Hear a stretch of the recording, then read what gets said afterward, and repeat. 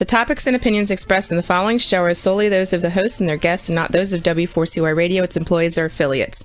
We make no recommendations or endorsements for radio show programs, services, or products mentioned on air or on our web. No liability, explicit or implied, shall be extended to W4CY Radio, its employees, or affiliates. Any questions or comments should be directed to those show hosts. Thank you for choosing W4CY Radio. Welcome to Entrepreneurs Ascending.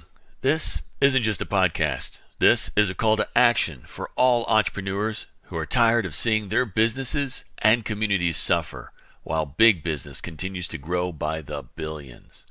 We challenge you to apply the content of our time together to create businesses that your clients can't resist, your employees love to work for, and your communities can depend on.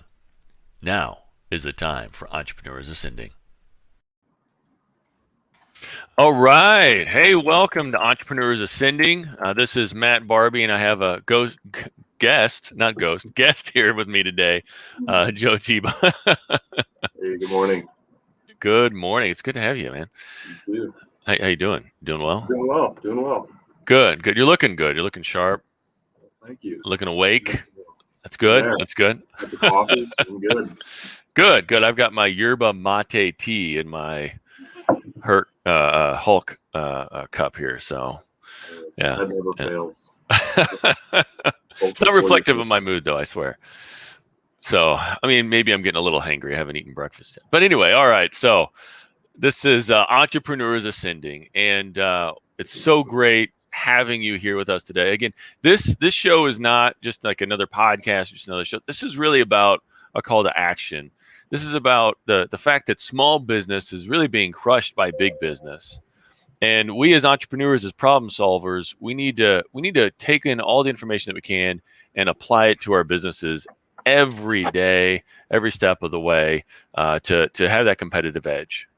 And one of the big things that we love to talk about is like relationship and about people. And so, that's going to be kind of a big part of what we're talking about today, especially in the first part. We're going to be talking about living a life of significance and enjoying that life of significance and what that means and how to do that for you. And then the second part, we're going to be digging into risk management and risk management for small business. Risk management is one of those things where it's kind of like, whatever pops into your head, you might try to think about, it's really though, like it's a skill to be developed. And Joe here, he kind of acts as kind of a risk manager, kind of for the small businesses that he serves, because he works in the insurance realm, and a lot of people don't necessarily connect the dots between insurance and risk management, but as a small business, you typically can't pay for a risk manager. I mean, the big businesses will have like risk managers who are doing analysis. They have tables. They do statistics on the likelihood of, because I've helped Fortune 500 companies implement risk management strategies and improve them and all that. So I mean, I love this topic, but small business owners, you typically don't necessarily have that. So having an ally like Joe is one of your best business advisors that you can have on the table, around that table for you. So good to have Joe here today. But so let's dig into though, like significance. Like what, Joe, you happen to be here, so I'll ask you, what is like living a life of significance mean to you? When I think of that word, I just break it down. I think about, what is the purpose? Significance is, I think, having impact. And I know with my business and living a life of significance, I feel is, really just trying to think about more than just yourself. Focus on the people around you, the people that are in your lives, whether it's your family, your clients, and just trying to have an impact, positive impact on those folks around you. Yeah, I think that's a really good way of talking about it and thinking about it. What impact are you having? And that's another way people talk about it. What's the impact? But to me, like that sense of significance, so many people struggle with that sense of significance. I mean, look at Facebook. you have everybody trolling everybody because it's like they just want to feel significant. They want their opinion to matter. And so, they get on there and they blast somebody else trying to make themselves feel significant in the moment. And it's sad because there's so many better, healthier ways to do it. So I remember a little while back, Tim Thibeault did a different spelling, Thibeault, but No relation. no relation. He did do what? But I like Tim Thibeault for the record. Right, yeah. Set the record straight, yeah. He did a talk on significance, and he brought up that picture that Kevin Carter did. He was a Pulitzer Prize winning photographer. He won the Pulitzer Prize for this. And Roxy, thank you so much for being with us, doing the engineering for the show today. Can you show that picture for us, Roxy? Yeah. So this is the picture. So here's the thing. Kevin was down there, and I believe he was with like the African Defense Force. But he was kind of I think he was an amateur photographer at the time. And he saw this little girl, but he was told not to touch anybody or interact with anybody because of, disease and just, sickness. And so he saw this little girl. Thank you, Roxy. He saw this little girl, and there's that vulture sitting behind her because she was moving so slow as she was trying to go from her village to the food bank or the where she was trying to get a meal. Obviously, she was starving, and he went over there and kind of like shooed away the vulture, but it kind of came back, and then like he did that a couple of times, and then he left.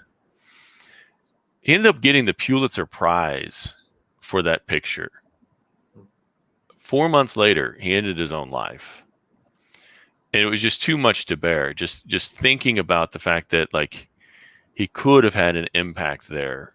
And maybe he brought some awareness to it, but that little girl in that moment, he didn't really help. He just left her there because it seemed like the price was just too much. So, to me, it's a great example of where, you have these moments in your life. I mean, moment by moment, an opportunity to be significant in somebody else's life.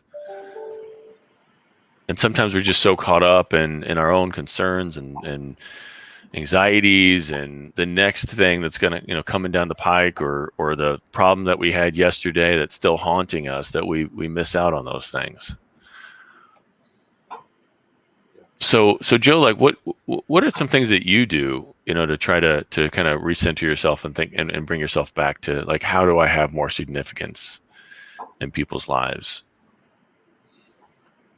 Yeah, I think I just, I think about how fast life goes by, with business, you're juggling a lot of different things.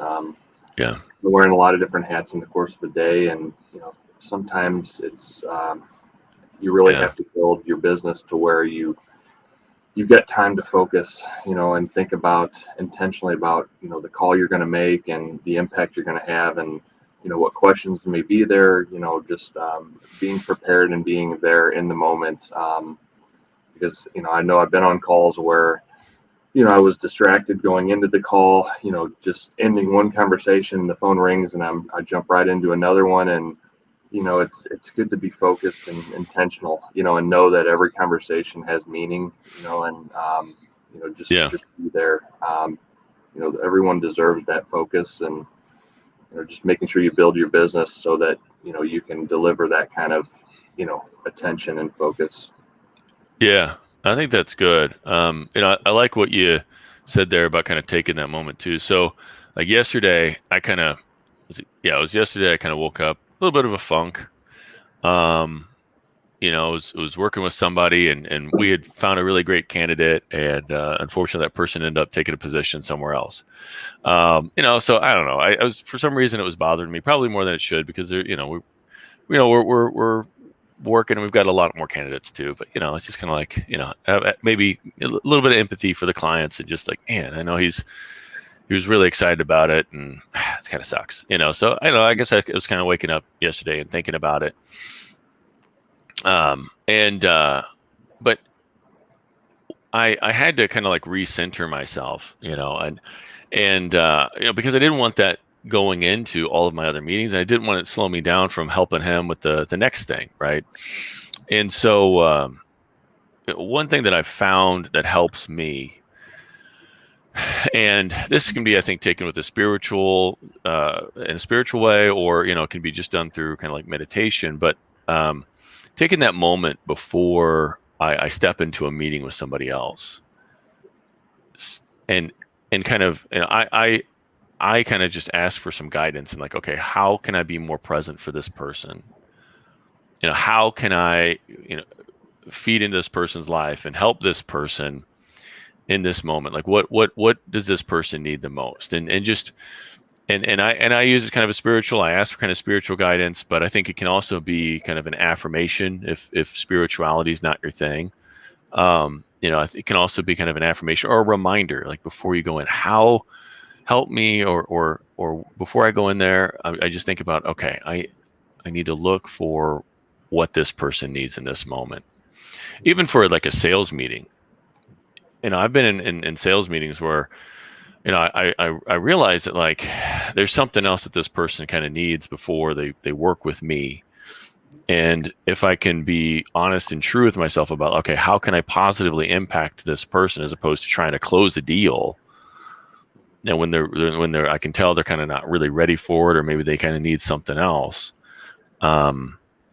It helps me to be more, I think, a more significant impact with that person. So is that kind of like what you were talking about there, Joe? It is. Yeah. Yeah.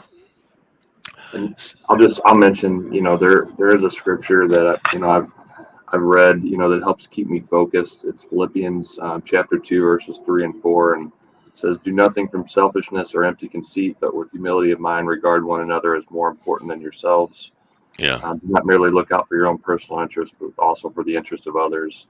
Like, Yeah. it's really good to, like you said, take a minute, refocus, and make sure that, your intention is to help the other person, not, focus so much on, what you're doing for your business. You know what I mean? It's, I think when we start with that, we start with that first, we're always going to be on a better, more focused, and, and better intended. Yeah. Yeah. I think so too. And I think there's kind of looking at things at a bigger picture too. There's moment by moment where if we're going to interact with somebody, think about that. And I think that we need to do, and let me take one quick step back, because I think that, we think about business and we think about relationships there. But I mean, I know it can, when you get home, it can be hard to leave some of that stuff at the office, or, in your home office, or on the computer, wherever it might be.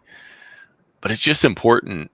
It's just as important to do that, like with your family and your loved ones, I think, because I mean, they've got stuff going on too. And I mean, I know that it can be hard with all especially as a business owner, you've got like the weight of the world on your shoulders. And sometimes you just want to go home and just chill, but I try to take heart, and this idea of significance has really been something that's kind of like bouncing around in my head a lot more lately too, because I think about like with my daughters or my wife, and if there's something that's like distracting me or something like that, I'm like, I want them to know that they're significant to me. I want them to know that they're significant in my life. How can I help them know that? And that kind of helps me as kind of a mantra when I go home, That's good. Yeah. So, but there's also kind of that bigger picture, because I know like a lot of people have been struggling with their own like mission, like their own mission in life, their own mission with their business. They're kind of going through the motions. With what you do, you're an insurance agent, and I know that a lot of times, it can feel like there's a lot of insurance agents out there, and it feel like people are only calling you to try to get the lowest rate or something like that, right? Right. But you want to have a more significant impact on their lives. So, like, how do you relate, what you do back to like your own kind of like mission, that impact that you want to have, overall as the bigger mission? Sure. Well, I watch the same commercials that my clients watch. And I'm Yeah. not going to name any names, but that's marketing. It's really just basing the value on cost, and a lot of folks haven't experienced a loss, a claim that they weren't properly protected. So it's until that happens, they don't always see the value. But I do see those claims situations. So I know what happens when you don't have the appropriate coverage, and that's why it's so important to go through the details with folks and make sure they understand. So you're not just looking at that bottom number there as the biggest consideration, because lowest cost doesn't always equate to best value. So showing them the application of the coverages and giving them claim scenarios, those are usually helpful to kind of drive home that value and why they need certain coverages. Yeah. So trying to figure out how you're going to help them to protect themselves, right, and protect their families, should the unthinkable happens. So it's kind of that idea of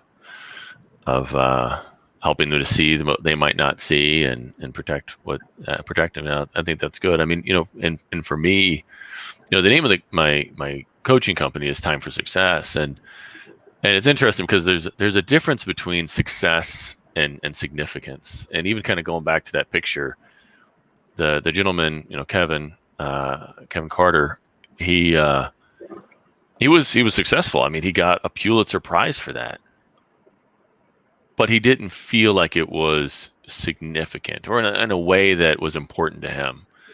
Because I think that there's other people out there who might have a different perspective on that, maybe bringing awareness to the world or something like that. Certainly. But for him and for what he wanted in his life, while it was successful, it wasn't significant. How would you tease those two apart, Joe? Uh-oh. Somebody sneaking in. Yeah. Probably should have put the sign on the outside of my door. Right. Recording, keep out. Yes. There's, I think, there's different stages of your business. In the beginning, I know there's a lot of demand. There was always demands, that keep you focused on being successful. But just like that gentleman found out, it's, he, that may have, the accolades that he received and, the notoriety from that was not what he interpreted as significant. He sounds like he there was a lack of, fulfillment or purpose in what, happened with that picture. And I think it's there's a lot of folks that get to, they just get focused on the wrong things, and it's easy to do because of the demands of a business. You've got financial obligations, you've got employees, you've got, all these things that you're thinking of other people, and you have to hit these goals, to be able to keep the business, moving forward. But, I think that mission and really understanding your purpose on the front end of that is going to provide a better, more fulfillment for you, your employees, for, your clients, having, that's what comes to mind, when I'm thinking about that picture and that gentleman, having, being so depressed to the point of suicide. I don't, I'm sure he had some regrets, but obviously, but it's, that's pretty heavy. Yeah. Absolutely. So yeah, for me, like the difference between success and significance, I mean, again, the company Time for Success, I really want, I really want for my clients to feel significant. And I want them to feel significant in their own ways, because I think that there's that the societal pressures of what success should be. But if that's not really necessarily important to you, then I think that can kind of leave you feeling hollow, like that wasn't really significant for me in my life. And and I think that significance, success can be, I think, yeah, those accolades, or maybe hitting a certain mark with a certain goal that you had. It could be a financial goal, but how did you impact others along the way? Was it really meaningful in how you kind of felt like your mission for the world, and how you wanted to improve other people's lives, or build relationships? Did you have that impact that you wanted to have? So yeah, and I think it's an important distinction. I mean, as we saw, it was important for Mr. Carter in that example. But yeah, so I typically, when I work with people, I encourage you to sit some time and sit down and think about, like, okay, what is your mission and your vision? What are your values? And really, I think we mentioned it. Was it last time we talked a little bit about the wheel of success, and looking at different factors in your life, the 12 different factors, and really, to me, that's about, like, okay, figuring out where life has some more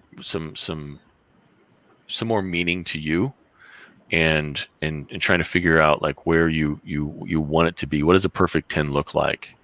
So even like with the vision, like the difference between like a mission and vision, like a vision to me is like trying to get a picture of the future of the world, like after you've achieved your mission. If you've achieved your mission, had the impact that you wanted to have, how has the world changed, or the community? Maybe your vision is around a community, and you want to see this community that you work in, that your business is in, and and maybe you can envision like the parks that maybe you've built, maybe they've got your name on a placard because you've left that legacy.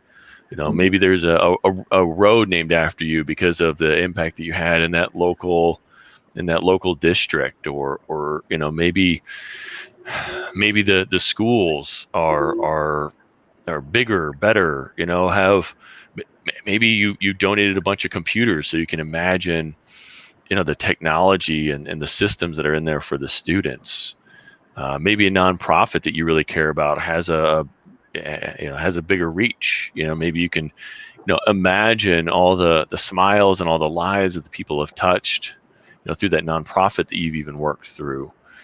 Those are some of those things where I think, like, if you really want to have significance, picturing that future, just trying to get an image of it in your mind and trying to describe it in as much detail can be really powerful in terms of like a force that because we always talk about like drive, what drives you, what pushes you, but I'm like, what pulls you, what's pulling you towards that future that you want to see? And those thoughts, and I've done things like a mind map where you kind of spin off these and I don't know about you, but those really give me energy. It's a fun thing to kind of work through, and I don't know that everyone does that to that extent. I like that. You're looking at your vision, and if you achieved it, what would the world look like around you? That's pretty impactful.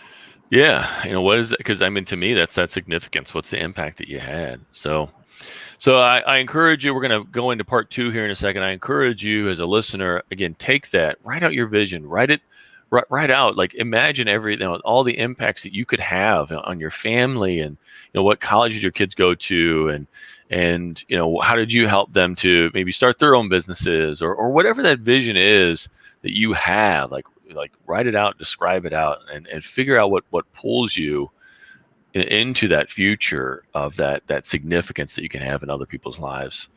So we're going to take a quick break and play for the sponsor. But I just want to let you know part 2, risk management for small business. And no, we're not going to tell you what insurance policies you should get or something like that. It's not going to be like that. We're actually going to talk to you about how to go about developing those risk management skills. What are some steps that you can start taking? So stay tuned. It's going to be really, really good, really, really helpful. And Roxy, can you go ahead and run the commercial? Have you been suffering from chronic pain, disease, or sleep disorders? Did you know that 75 to 90% of disease is caused by inflammation in the body? The sad truth is, most doctors just treat symptoms rather than finding and fixing root causes of inflammation.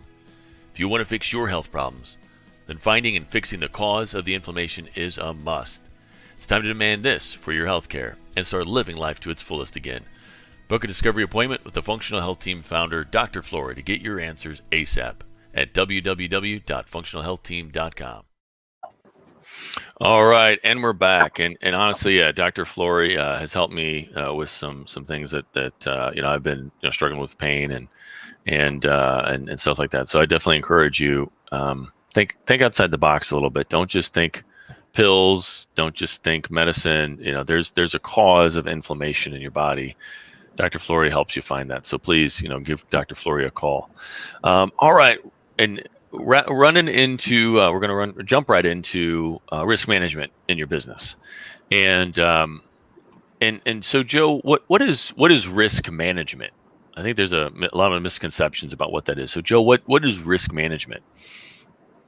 When I think of it as more just looking at, the risk that we all face. Every business has different risks. Their operations look different, but just looking at those, evaluating them, and having a plan, to lessen or mitigate those, those opportunities for those things to happen. So it's just really, looking at the business, looking at what your operations look like, and figuring out where some of those, challenges, come in. That's good. So it's kind of about like identifying those things that might occur, those little surprises, especially in business that might be expensive or I guess might decrease or might impact your ability to function and operate. Right. And figuring out ways to either prevent them or mitigate or repair, fix it, right? Okay. Why do you think that this is so important, such an important topic for people to really take seriously? Well, I just looking at my business and my clients, and kind of seeing the things they go through on the day to day, I know there's opportunities for them to, protect, their clients, protect their employees. There's things that they can do, to help lessen those risks. And, just talking through some of those things is helpful. A lot of times these business owners, they know their business, better than most. And, they've got ideas, and just kind of talking through what they're doing, to help protect, is it's valuable. Mm-hmm. Yeah. Yeah. And just kind of thinking through working with clients, there are things that can completely shut you down. And if you don't take some time to figure out what those are and figure out how to prevent them or figure out a way to fix them. Actually, I love that exercise. Have you ever done the Tim Ferriss fear setting exercise? Are you familiar with that? I'm familiar with it. Yeah. What was your experience with that? I didn't do the assessment, but I'm familiar with Tim Ferriss. Yeah. Okay. Yeah. So the fear setting is kind of where you even look at what potential fears you have, like that could slow you down or stop you or keep you immobile, take it from taking action. and that's kind of on the psychological, mental, emotional side, maybe even spiritual. But then you say, okay, so what likelihood could it have? What likelihood is it that this could happen? What does that situation look like? How can I prevent it from happening? And then if it does happen, how can I fix it? Right. So it's kind of like along those lines, right? Sure. Yeah. And so how does this play a role? Because I want people to, and again, we're not going to like get into like all sorts of insurance policies that you should buy or anything like that. But I just want people to kind of understand, how does this play a role as an insurance agent? Like, why is it important for you to think as like a risk manager of sorts? Well, the details are very important, when we're talking through potential insurance products. It's good to understand, their business, how they operate, those different facets, make a difference. And we just, it's good to hear the carriers. A lot of carriers like to hear, what kind of loss prevention techniques, they're using, and, how they're helping, lessen the opportunity of those claims happening. So, it's just it's good to talk through those details, and the insurance products that we offer. We're always looking at protecting clients. I mean, obviously we can't protect from every single scenario, but it's we definitely talk through the details and try to provide an option that fits the client's needs. Okay, and I know for a lot of stuff, it's kind of like ends up being kind of mitigation. So something happens, you having the funds to be able to mitigate or fix that problem is pretty important, right? Yeah. I mean, I know somebody who was recently hit by a cyber attack, so hackers, and unfortunately, they did not have a cyber insurance policy, and so it could affect their clients, and it could really impact their business because of what costs there might be associated with that. So that's kind of like an example. What are some ways that people can start getting into the kind of that risk management mindset, like kind of start stepping in that direction? What I like, that you brought up Tim Ferriss and that fear, experiment. I think it is good to look at the probability of losses. Looking at their operations and seeing the things that are commonplace in that industry. And building a plan around that. I know you mentioned cyber, but loss prevention can look different in different businesses. For instance, like a roofing company, what I mean? A lot of, depending what state you're in, I know there's standards like OSHA where you have to, work in a certain way to protect yourself. But whether, like a roofer, tying off, while you're up there, it's, these things are things that can help lessen, the severity and the frequency of accidents.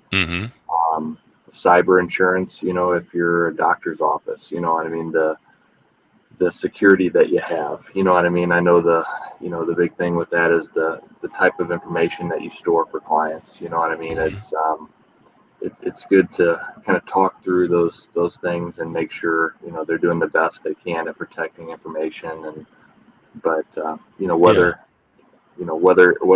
these are two different business types, but they have different exposures. But even cyber, may be something that a contractor needs. What I mean. It's really each company. You can have construction companies doing similar operations, but they do things differently. So it's not a one size fits all. You really have to talk through the operations and get those details. Yeah. Well, it was Target, wasn't it? Target, that whenever they had that big breach, it was through like a contractor, like a HVAC company or something like that was working with them. And since the HVAC company was breached, they were able to then, I think, access some some of Target's records, and then I don't know if phishing was involved or what, but there was I believe it was that way, and a lot of people don't necessarily think about that. But like there's a lot of things that can happen. I mean that for a business that market issues or internal employee issues. Like what is a good process for people to go through to think about some of these risks to their business? Is it like a SWOT analysis a good example of a way to step into it? I think that would be a good experiment for any company. You know what I Yeah. mean? Just to kind of understand, their strengths and weaknesses. Mm-hmm. An opportunity. I've done a SWOT analysis myself, and I know it's impactful to see those things on paper and kind of work through that process. Yeah. Yeah. So, like with a SWOT analysis, can you walk people through like a SWOT analysis, and how to kind of go about thinking about that for their business, like because it's what strengths, weaknesses, opportunities, and threats, right? Right. Yeah, and the strengths are like external. Or I'm sorry, no, the strengths are internal, and the weaknesses are also internal, right? And then the opportunities and threats, those are kind of like external things. So like how do you go about kind of filling out that like a SWOT analysis chart? Well, I haven't done that with clients. Oh, I've okay. done it for my own business, but Yeah. Right. Okay. So what are some examples of like some of the internal threats that people can run across in their business? Like what are some of those risks internally? sure. I mean, anytime you have employees, there's injuries that can occur. There's Yeah. there's the way you handle situations internally with employees. There's just a lot of variables in how you process things within a company Mm-hmm. that could open exposures. So it's probably I would say it's a good idea for them to do that. Mm-hmm.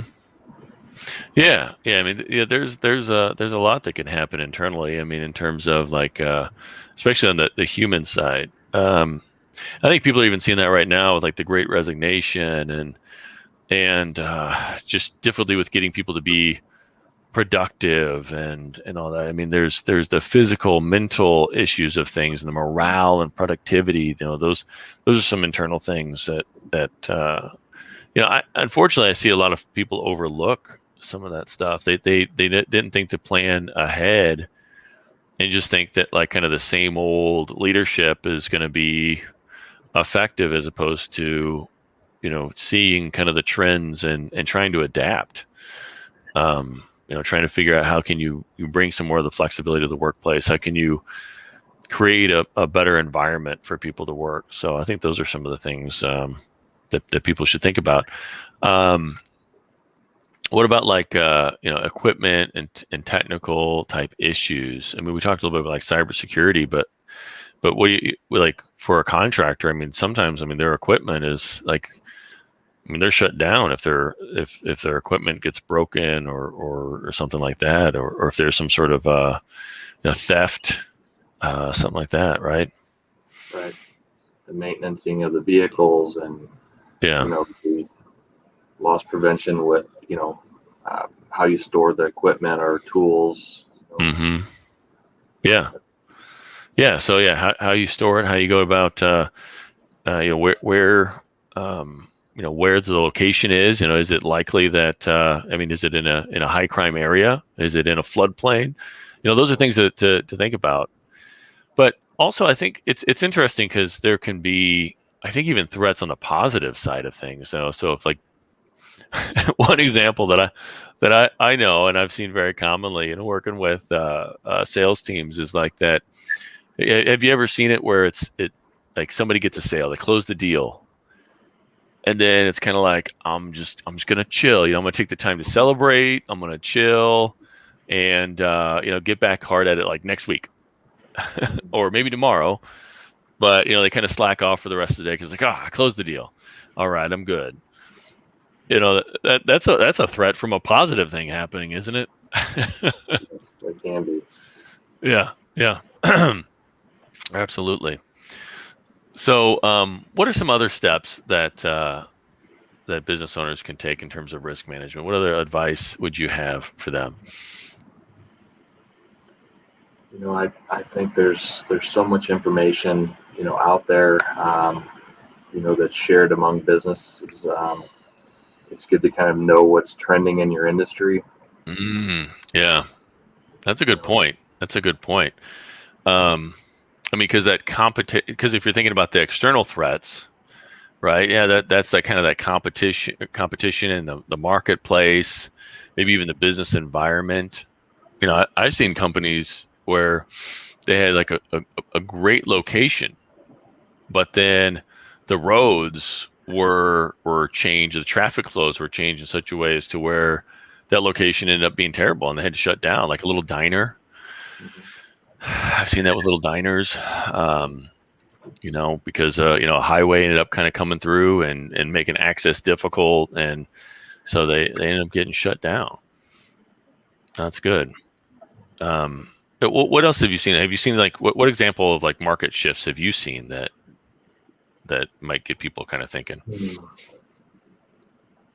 I just with the pandemic, there's certainly been businesses that are having to pivot and change the way they market, change the way they operate, with restrictions and different things. So, there's been, some creative things I've seen folks doing, certain industries, that have helped them, I guess, kind of make it through some of these tough times.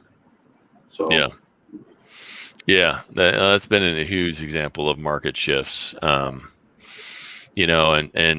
for folks who were kind of already thinking about, seeing the Uber Eats and seeing the trends of what are some of the other ones? Postmates, I think that's another one. Even before COVID, those things were starting to trend. I mean, we had started doing our groceries through an Instacart, probably, I don't know, a year before COVID, maybe 6 months before COVID. So we already kind of started, and we were loving it. But for it's like the restaurants that were able to think ahead and see those trends, and they were already starting to pivot, or they were already on Uber Eats, it wasn't quite as difficult or detrimental as the ones that had to like figure out, how are we going to make this work? Our menu isn't online anywhere, and how are we going to get online? Are we equipped to take orders? That's an excellent example of the ones that were maybe able to survive versus the ones that didn't. Absolutely. So, one of the things that I was kind of ask you about, like, so we were kind of talking about like, the external threats, and what are some ways for like people to plan for like natural disasters? Because like those happen, those are out of the blue, but those can like seriously shut down. What are some ways for people to kind of like think ahead about that sort of stuff? I mean, it's those things are not things that folks have any control over. Obviously, flooding, hail, these things going to come out of nowhere. But just doing a little research ahead of time, and there, I'm not saying that you can mitigate every scenario, but I have seen situations where folks, were aware of certain, we'll just say challenges, you know what I mean, but they hadn't seen anything happen from it, you know what I mean. So from past experience, there'd been no repercussions, but I think being aware of the potential of certain losses, and evaluating the cost to mitigate that, may change an opinion about the coverage. You know what I mean? If you knew what it cost and the probability of it happening, it may be something that you'd want to consider. Mm-hmm. Yeah. Well, I've even seen it where like people don't necessarily think about the potential for like sewer backups or flooding, and so they didn't necessarily, and their insurance agents never really brought it up to them. They didn't even realize that it wasn't even covered in their policies, and so because there was some sort of sewer backup that caused some sort of damage. I mean, even if you're in a strip mall, especially if you're in a strip mall with a restaurant, in there, because unfortunately not all the grease always gets disposed of properly. you're at right, not not hit trying to ding restaurants here, but it happens. That's a good one too. Yeah. So what because we're going to be kind of wrapping up here in the next just few minutes, but what are some of the most common like blind spots people have when it comes to risks in their business? Like what are the biggest ones that you've seen? I just sometimes businesses, when they're in growth mode, they start to take on other opportunities that are kind of ancillary, products or services, and it's good to, as your business changes, to reach out, let your insurance agent, the insurance company know, these changes in operations, because they may or may not be covered. They may be rating you for one thing, and that's what you've always done, but now your business has grown and you've taken on these new things. Sometimes it's even with the pandemic, with pivoting, and trying to find other revenue streams and different things. Yeah. So with, as we were talking about, like if you have drivers delivering like food for you, like in the restaurant, you have to think about like what kind of coverage do I need? Like what happens if they were to hit somebody along the way, and they happen to mention to that person, oh yeah, I was delivering for such and such restaurant. Well, they could potentially go after you, right? That happened to Domino's, right? And that's why they kind of shut down their that 30-minute, remember the 30 minutes or less deal? Yeah. Well, they got into too many accidents, trying to deliver pizzas, and too many insurance claims. So yeah, it's something to think about. I mean, I've seen that a lot where like people will let their employees drive the company vehicles, even for like personal stuff, and they don't realize that they might not even be covered for that, right? Isn't there like a difference between work time, personal time, and the use of vehicles? It's definitely an important detail. You'd want to make sure your policy is going to respond if they're using their vehicle, during business hours for business purposes. Yeah. Well, that's a great example. Well, awesome. And well, if somebody wants to get a hold of you, I know we've had the scroll on the video, but if you're just listening audio, what's a good way to for people to get a hold of you if they just want to kind of talk through what they've got going on in their business, and just get some additional ideas about like where some of their blind spots might be, and what they might want to think about in terms of protecting themselves and their livelihood? Sure. The best way is just to reach out to me by phone. My number's on the screen, 314-960-2192. Yeah. Awesome. Well, thank you. So again, to kind of wrap up today, it's important to live a life of significance. And I think at the end of the day, you want to feel like people at your eulogy are going to say good things about you.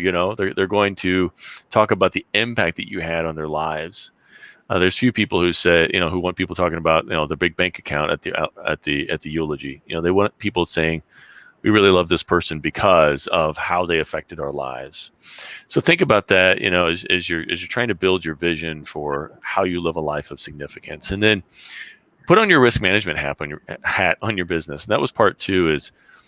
Is risks there are many risks in your business, and surprises happen. But there's a difference between, an expensive surprise that you have coverage for, that you've thought through and that you've got a plan for, whether that's the money or just, that you're able to pivot in some way, versus, these things happen and it's just a straight up surprise. There's no plan, there's no action. So get some good advisors around you. We help that with our clients, just kind of get an idea. And then obviously Joe, he can help you think through a lot of the things that he's seen in small businesses and just how to protect yourselves. There's no need for expensive surprises that leave you vulnerable without a plan. So thank you so much for listening today. Thank you so much, Joe, for being on the show. And remember, don't just listen to this. Do it. This is a call to action. Thank you. Thank you for being with us today. But now is the time to put what we talked about into practice. Remember, your family, employees, and community are depending on you to rise up and win. The great news is you're not alone. You're part of a resurgence of entrepreneurs who are ready to take their business, life, and impact to the next level, and we're going to do it together. This show is powered by Time for Success, where we help business owners every day who want more freedom and wealth while building a legacy of positive impact. Please follow Time for Success on LinkedIn, Facebook, and YouTube for more helpful strategies and tools for creating the business and life of your dreams.